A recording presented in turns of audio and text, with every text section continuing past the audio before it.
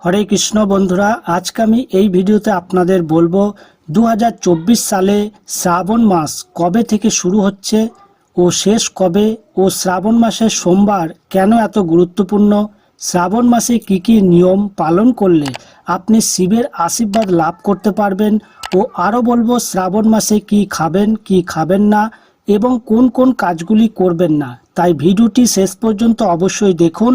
তো চলুন শুরু করি। বন্ধুরা, 2024 সালে শ্রাবণ মাস শুরু হচ্ছে 17ই জুলাই বুধবার থেকে ও শেষ হবে 17ই আগস্ট শনিবার। এবার জেনে নিন শ্রাবণ মাসের সোমবার কেন এত গুরুত্বপূর্ণ। বন্ধুরা, বছরের পঞ্চম মাস হলো দেবতাদের প্রিয় শ্রাবণ মাস। এই পুরো মাসটি ধরে মহাদেবের পুজোর উদ্দেশ্যে পালন করা হয়। তবে শ্রাবণ মাসের প্রতিটি সোমবারের আলাদা গুরুত্ব রয়েছে। এই মাসে পূর্ণিমাতে শ্রাবণ নক্ষত্রটি চাঁদের সহচার্যে থাকে বলে এই মাসের নাম শ্রাবণ।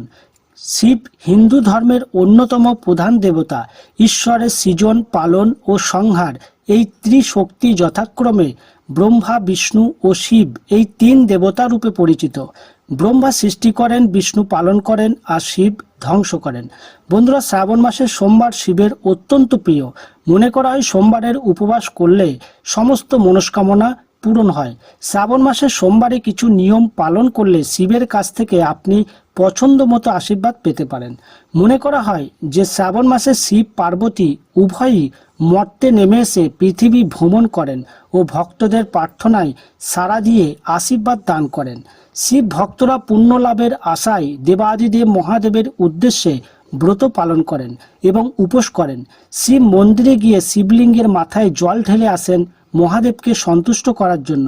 শাস্ত্রমতে এই মাসে মহাদেবকে প্রসন্ন করার জন্য বিশেষ কিছু নিয়ম রয়েছে। শুধুমাত্র এই নিয়মগুলি মেনে চললেই শিব ভক্তির পূর্ণ ফল পাওয়া যায়। আসুন এবার জেনে নেওয়া যাক শ্রাবণ মাসের ব্রতের নিয়ম কি। বন্ধুরা, শ্রাবণ মাসে প্রতি সোমবারে সূর্যোদয়ের ঠিক 2 ঘন্টা আগে ঘুম থেকে উঠে স্নান করে পরিষ্কার কাপড় পরুন। প্রথম কাজ হলো শিবলিঙ্গে জল নিবেদন করা।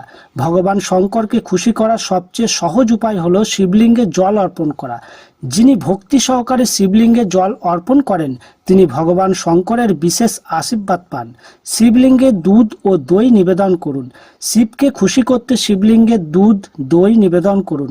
শিবলিঙ্গে দুধ ও দই নিবেদনের পর পরিষ্কার জল দিয়ে শিবলিঙ্গের অভিষেক করুন। এরপর ভগবান শিব, মাতা পার্বতী এবং গণেশজির পুজো করুন ফুল, ফল ও মিষ্টি দিয়ে। এরপর ভগবান শঙ্করের সঙ্গে ভগবান শঙ্করের পরিবারেরও আরতি করুন ধূপ ও ঘিয়ের প্রদীপ দিয়ে। যে কোনো শুভ কাজের আগে গণেশের পুজো করা হয়। আর শিবলিঙ্গে এই জিনিসগুলি অবশ্যই অর্পণ করবেন: চিনি, জাফরান, দেশি ঘি, চন্দন, মধু। শেষে ভগবান শিবের ধ্যান করুন। এই মন্ত্রটি বলে প্রণাম করুন: ওং তৎপুরুষায় বিদ্মহে মহাদেবায় ধীমহি তন রুদ্র প্রচোদয়াৎ। এবার জেনে নিন পুজোর সময় কোন কাজগুলি করবেন না। ভোলেনাথ বেলপত্র, ভাং এবং ধুতরা খুব পছন্দ করেন। পুজোর সময় যাতে এই উপাদানগুলি থাকে সেই দিকে লক্ষ্য রাখতে হবে। এই পবিত্র মাসে কাউকে অপমান করবেন না, আপনার মনে খারাপ চিন্তা আনবেন না। বিশেষ করে গুরু, স্ত্রী, মা, বাবা, বন্ধু বান্ধব এবং বাড়িতে আসা লোকেদের অপমান করা উচিত নয়। শ্রাবণ মাসে কোন মন্ত্র জপ করবেন? শ্রাবণ মাসে মহামৃত্যুঞ্জয় মন্ত্র জপ করলে শিব খুব প্রসন্ন হন ও ভক্তের সমস্ত দুঃখ কষ্ট দূর করেন। এই পবিত্র মাসে সোমবার ব্রতকথা পাঠ এবং রুদ্রাক্ষ ধারণ করাকে অত্যন্ত পবিত্র ও শুভ কাজ বলে মনে করা হয়। শিব চালিসা পাঠ করে আরতি করলে শিবের আশীর্বাদ আপনার সঙ্গে থাকবে। শ্রাবণ মাসে তেল দান করুন। শ্রাবণ মাস জুড়ে শরীরে তেল লাগাবেন না। এই মাসে তেল দান করা সেরা বলে মনে করা হয়। এই মাসে বিছানা পরিত্যাগ করে মাটিতে শোয়ার অভ্যাস করুন। দিনের বেলা না ঘুমিয়ে সারাদিন শিব ভক্তিতে কাটান। এবার জেনে নিন শ্রাবণ মাসে কি খাবেন কি খাবেন না এবং কোন কোন কাজ করবেন না। শ্রাবণ মাসে শাক খাওয়া উচিত নয়। শিব প্রকৃতিকে অত্যন্ত ভালোবাসেন। এমন পরিস্থিতিতে শাক তুলে খাওয়া শুভ মনে করা হয় না। এর ফলে শিব অখুশি হন। অন্যদিকে বৈজ্ঞানিক ব্যাখ্যা অনুযায়ী শ্রাবণ মাসে শাক খেলে পিত্ত বৃদ্ধিকারী তত্ত্বের পরিমাণ বৃদ্ধি পায়। এর ফলে হজমের সমস্যা দেখা দেয়। অন্যদিকে শ্রাবণ মাসে অধিক বৃষ্টিপাত হয়, যার ফলে শাকপাতায় কীটের সংখ্যা বেড়ে যায়। এমন সময় শাক খেলে স্বাস্থ্যের ক্ষতি হতে পারে, তাই শ্রাবণ মাসে শাক খাওয়া এড়িয়ে যাওয়া উচিত। শ্রাবণ মাসে দই খাবেন না। শ্রাবণ মাসে আর্দ্রতা ও শীতলতা বৃদ্ধি পায়। দইয়ের প্রকৃতি ঠান্ডা, তাই এই মাসে দই খেলে সর্দি কাশির ভয় থাকে, তাই বিশেষ প্রয়োজন ছাড়া দই খাবেন না। শ্রাবণ মাসে দুধ পান করতে নেই কেন?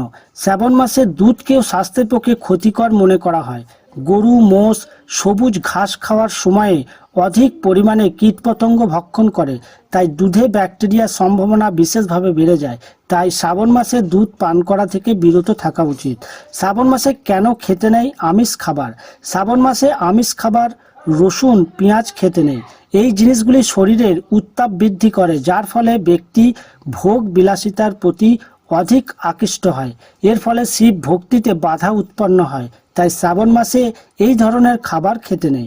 এছাড়া কিছু কিছু কাজ আছে যা শ্রাবণ মাসে করতে নেই। এগুলি হলো, এই মাসে শরীরে তেল মালিশ করতে নেই। এই পবিত্র মাসে দুপুরে ঘুমাবেন না। আবার শ্রাবণ মাসে চুল দাড়ি কাটতে নেই। শ্রাবণ মাসে কাঁসার থালা বাসনে খাবার খাবেন না। শিবকে ভুলেও তুলসী নিবেদন করবে না। আশা করছি এই ভিডিওটি আপনাদের ভালো লাগবে। যদি ভালো লাগে একটি লাইক অবশ্যই করবেন এবং সবার সাথে শেয়ার করবেন।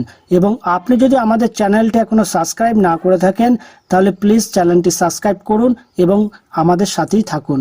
আজ এখানেই শেষ করলাম। সবাই ভালো থাকবেন, সুস্থ থাকবেন। হরে কৃষ্ণ।